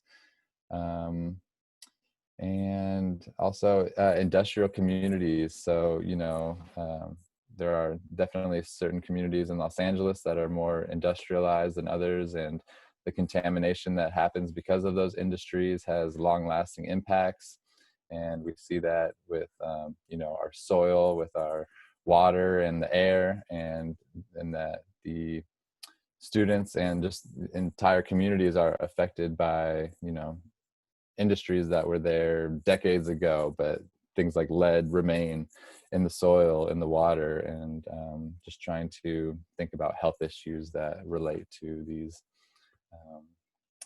parts of town. So, and we kind of finished off with, you know, how do we relate these to some of the NGSS principles. So we talked about problem solving and engineering, but really how can we kind of relate these to other NGSS EP and Cs, I guess. Yeah, that's pretty much it. Well, thank you for sharing, Kenny. It sounds like you all had a lovely discussion. I was there for a quick minute, and I loved everything everyone had to share. Now, if I could hear from Principal 2 group, I think that one was led by Emmy. Yes, so we had Environmental Principle 2, which was the long-term functioning and health of terrestrial, freshwater, coastal, and marine ecosystems, and how they're influenced by their relationship with human societies. So we had a lot of interest in water, freshwater, coastal and marine ecosystems, and some ways to incorporate this principle into the classroom is to do water quality testing over several years and keep data. That's a big concern in Los Angeles, water quality and water conservation. And a way to do something with water virtually is to do a mapping project of how water has moved over time, over the county, maybe like before the LA River was, channelized. How did it look as a watershed as opposed to how it looks now? And basically creating maps of water movement and levels over time. And we also talked about sustainable fishing practices and stream monitoring.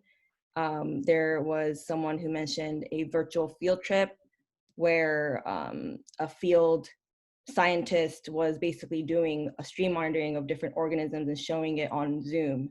And we're just talking about how just the opportunities on Zoom now are quite endless and how amazing that is.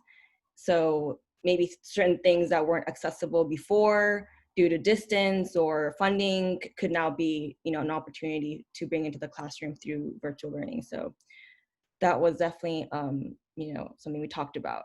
And we also talked about how environmental education has been affected in this time of, lockdown and virtual learning, because I think many teachers had field trips planned in April and May, and how that impacted just the motivation of students regarding environmental learning. And so, so we hope that we bring back that motivation through Generation Earth and how we can support virtual learning. Thank you, Emmy. And just since you mentioned mapping, that reminds me, our water pollution project toolkit does have a guide on how to do an audit, which can be really easily translated to, be done from home instead of on a school campus. So be sure to check that out if that's something you're interested in. Principles 3, Isabel? So my team, Taylor was going to share, and it's so interesting because we were also talking about water and its importance. Yeah, so we talked about water cycles. I don't know what the exact question was, I don't have it, but we were talking about water cycles specifically, and one thing we mentioned was how our practices of farming kind of are very detrimental to our oceans. Let me put my video on. And so when there's a bunch of unnatural fertilizer that is used for farmlands, that ends up running off into our oceans and creates red tides that are harming sea animals. And so that's one of the things. Also about some sources that we could use to, or some activities we could use for classrooms. One of them is a really good documentary called The Biggest Little Farm. It has a really awesome example of how we should farm naturally and use organic materials and all that. And then another one was testing the water, and then also beach cleanups before and after the first storms in California. Thank you for sharing, Taylor. I'm definitely going to look into that documentary. Sounds very interesting. Principal 4, let's Loida. Yes, so I'm going to be sharing out for our group. And for Principle 4, we're focusing on the exchange of matter between natural systems and human societies and how that affects long-term functioning of both. So our guiding question was, how does matter that moves between natural and human systems affect both? And one thing that we talked about that could help students to deepen their learning is a human impact project, where they get to choose, for example, a type of pollution, whether it be air, land, or aquatic. And one thing we talked about was that interconnectedness really comes through when you talk about how we pollute our oceans with plastics. And we may think we're ridding our problem of all of the plastics that we've created, but really we're creating a deeper problem. And one thing we discussed was bringing animals and our aquatic creatures into the mix, because that really tugs on students' heartstrings. And again, not to make them sad, but to understand our true impact. And in time, if we keep doing all this polluting, we're going to weaken our water system also. So we're going to end up at a point where we don't have clean water to use. And so the key word in our discussion was interconnectedness, and just really understanding that these systems all are connected. So when one goes down, everything else follows. So thank you. No, thank you, Bethany. I couldn't have said it better myself. Yes, interconnectedness is so, so important to teach to our students. And last but not least, Oh, you just muted Maria, but I think you're picking me. Our group was great. We were on Principle 5, which is really about, I'm just putting it in the chat, decisions affecting resources and natural systems are based on a wide range of considerations and decision-making processes. And so what we're really focused on with this principle is decisions. And what we talked about were micro decisions, like a student realizing that a plastic straw is not reusable, to macro decisions, like we talked a lot about the river because we had our awesome Folar expert in our chat too, actually. And you could do a study with students to really look at the decision that was made to channelize the river now greatly affects us today. And you could do a study back on how the history of that and how they had a decision to make. There were a lot of other options on the table, and they chose that one. And we're now going to spend through Measure W millions and billions of dollars to rewrite that wrong that's affecting us because we don't have any more water and we need it. And then you can do stormwater capture, which we teach all about here at Generation Earth. And Kim was talking about bioswells that the campus has done, and we can teach you what a bioswell is and teach your students that. How to make a rain chain, which is a DIY craft that students can do at home. Little things, we can teach students how to compost at home. If we're talking about these micro decisions, both in an apartment and outside. So there's a lot that we can offer at GE to think about decisions, both if you want to take your students on a journey which is just practical and small decision making, or a longer journey of really understanding advocacy and the deep layers of advocacy and how we interact with electeds and decisions and voting and all of that with our students. So lots of ties that we talked about. And a lot of the last thing I'll say is Kim had this great story about how her students got involved with planning what would happen at the Silver Lake Reservoir. And students can be integrated in making infrastructure decisions for the cities and helping people plan. And I find that when we work with teachers to connect to folks that are doing infrastructure, they love when students are involved. So it's a huge learning that can really connect what we're talking about, the curriculum pieces, to science and engineering and cross-cutting concepts. When we weave all of that together and students are helping on infrastructure decisions, it's pretty cool what students come up with and what they want to prioritize. So yeah, I hope I didn't miss anything. If I did, group, please add it in the chat. thank you for sharing, Ariel. And that brings us to our next slide. You mentioned these micro decisions and how Generation Earth is essentially here to help, and we have a lot of resources. I believe, Isabel, you were going to share an evaluation while I talked about resources. So if you could add that to the chat, we would really appreciate it if you all took this quick survey just to help us and our program grow. We want to continue to be able to offer the materials and resources that we are here to offer. So your feedback is only helpful to us to help us figure out how to make these resources better for you and how we can modify our work. So some of the resources we have are the GE projects, which are led by Kenny, Emmy, and myself. We can go out to your classroom either in person or through the virtual platform of your choice to bring our support to your students and to you, right? We can help you create eco clubs. We can provide curriculum resources, workshop opportunities. We have 3 different kinds of workshops 3 times a year. We have our NGSS workshop, a Recycling and Beyond workshop, and our Waterwise Campus workshop. So if you're interested in any of those topics, our breakout rooms, they covered a lot of information about water. If that's something that you want to bring to your classroom, please join us for the Waterwise Campus workshop, where we can give you a little bit more information and where you can find and connect yourselves to the project coordinators who can help you. We also have staff speaker opportunities in classrooms. That would be, again, most likely Kenny, Emmy, or myself, and we can come and give a presentation to your classroom to, help with the education piece.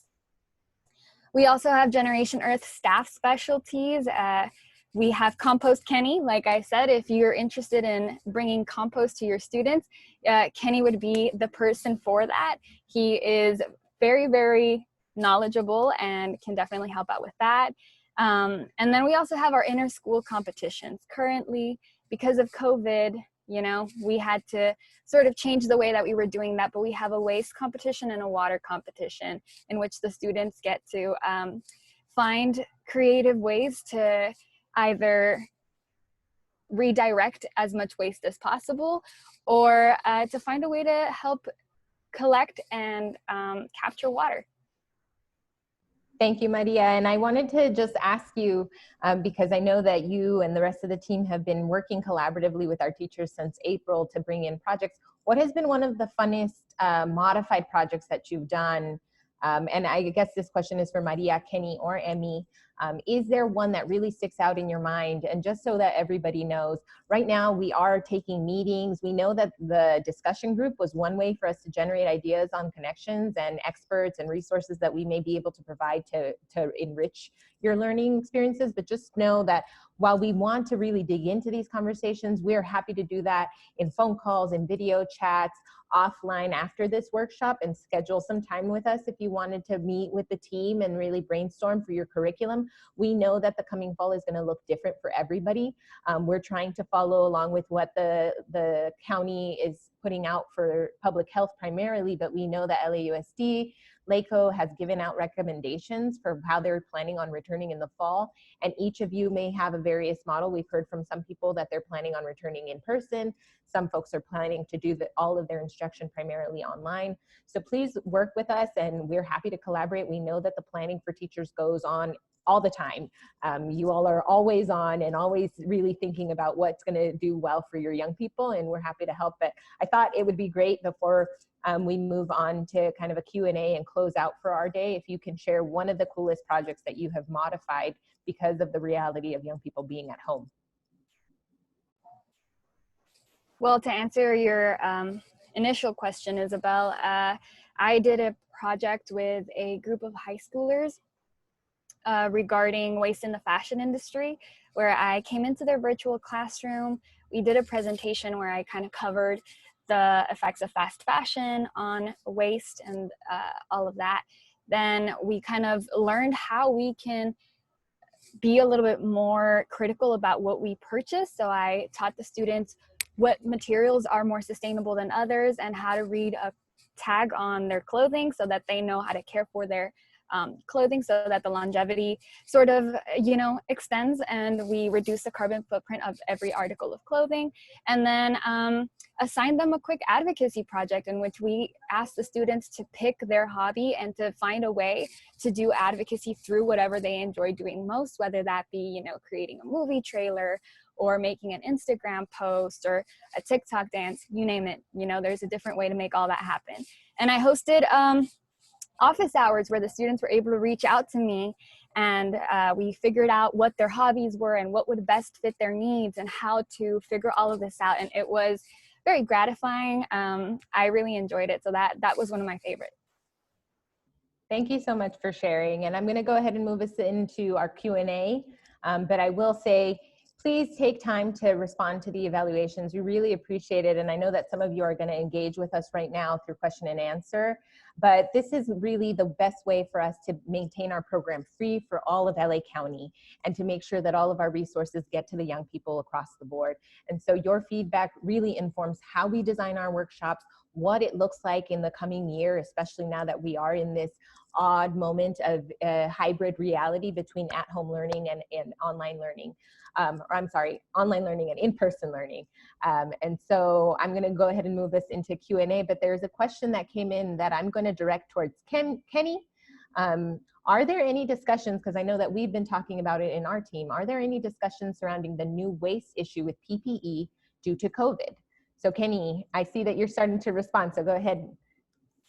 Yeah, I mean, I haven't really seen many statistics or numbers coming out yet, but I'm definitely seeing masks lining, the curbsides around my neighborhood, and I'm only imagining that they're ending up in the ocean by the thousands, or shoot, hopefully not millions, but wouldn't be surprised. But yeah, this is definitely something that we can, have a conversation about, and I'll definitely try to work that into some presentations of mine so that we can talk about these things. This is like a new source of waste that we have to definitely be concerned about. So yeah, thank you for bringing that up, Bethany, and I would love to work that into presentations or conversations even. Awesome, thanks Kenny. And I know that you're always looking for new ways to like deepen our learning and to help us kind of find resources and ways to look into alternatives, right? So that we're not designing so much waste. And I have the lucky blessing to be working with Kenny on a daily basis. So if I'm struggling to know whether something is recyclable or a good investment, I come directly to the source. So now all of you, welcome to the family, because now you can access Kenny anytime. And I'm gonna go ahead and display our contact information while I take some more questions.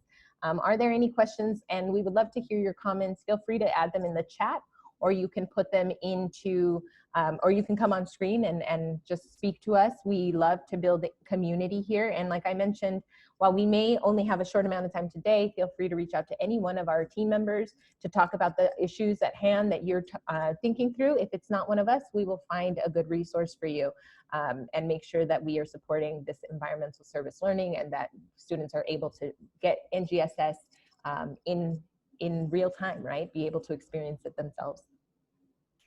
Any last questions or comments before we close out? And I think I reshared the link that Emmy had posted. Thank you, Emmy, for sharing that with us to our evaluations.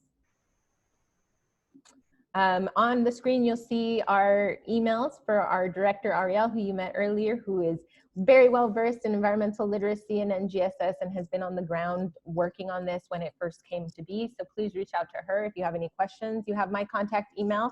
I have experience in the classroom as well as working in community organizing and in administration. So feel free to reach out to me, but in any way that we can, we just love being resources and support. And you have our project coordinators, Kenny and Emmy and Maria's contact information, as well as access to Loida, who can give you all the information on GE, resources, partners. She's been with the program for years and is our local historian too. So she's been able to see Los Angeles grow and change into a different reality. And so I'm seeing some questions come in. I'm gonna take that time. How can we access our certificate of completion? Does it list the date and number of hours? Loida, do you want to take that? I think that that's a LAUSC question.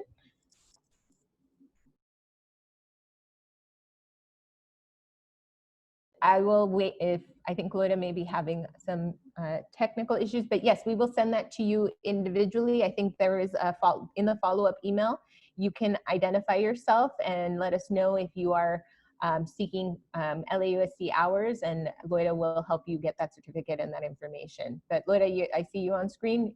If you're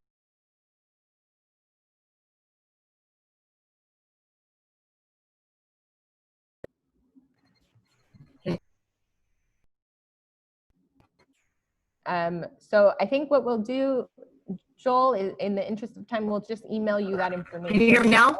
Oh, yes, we can hear you. Thanks, Loida. What was the question? I missed it. I'm sorry. The question is, how can we access our certificate of completion? Does it list the date and number of hours? Yes, it does. And I will be sending those out to everybody as certificate of completion in case you just wanted for kudos with your principal, et cetera. So everybody will get a certificate. Maybe early next week, maybe listing the date, how many hours, and what we covered. Is that clear? Yes, thank you, Loida. There was a little bit of some tech, but we were able to capture that. Thank you. Okay, any other comments or questions from anyone? And team, feel free. One thing I will say is that, again, I'm just very excited to be in community with you and be able to have met all of you. I know that the reality of being virtual makes it harder to feel connected. So feel free, any questions that you have, we are happy to be a resource and partners with you. We know, and like I mentioned earlier, being a Los Angeles resident, as well as someone who has young people who are in Los Angeles schools, I just want to thank you.